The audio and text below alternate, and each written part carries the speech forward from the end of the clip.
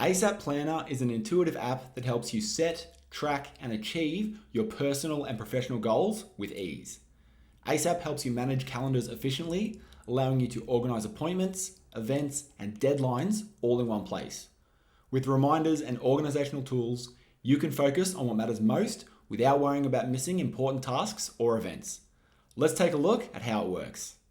From the home screen, we can see a timeline view of all of our upcoming events with all their relevant details.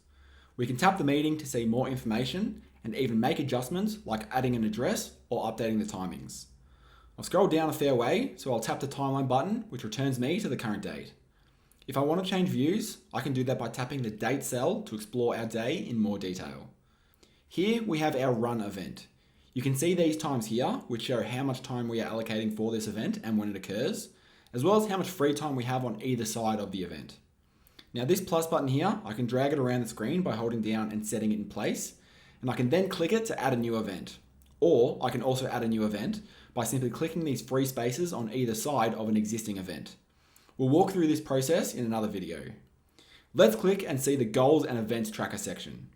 First, we can get a bit of motivation to achieve our goals by reading the quote of the day, which changes every day. We can also dedicate some time for self-reflection by answering the question of the day. Let's walk through what else we see here. Firstly, upcoming. These are automatically populated with upcoming all-day events, including how many days away they are. They look up to 2 months ahead from the current date to help you plan key events such as birthdays and public holidays without needing to create events manually. Now let's take a look at days since. Here you can track how many days have passed since the last occurrence of activities like a haircut or car service. This feature, called Days Since, is an option you can select when creating a meeting. Those without it selected won't appear here. What about the countdown calendar? Here we can click and see how many days until an exciting event. We can see more details and see a calendar view, which we can then create as a widget that shows this calendar on the home screen of our device. Lastly, we have Habit Tracker. Here, each square is a day in the year starting from the 1st of January. If you have a habit you'd like to complete daily, all the boxes are fully grey. For weekly and monthly frequencies, the spaces between the grey squares will be light grey, providing a visual context for progress towards a habit or goal.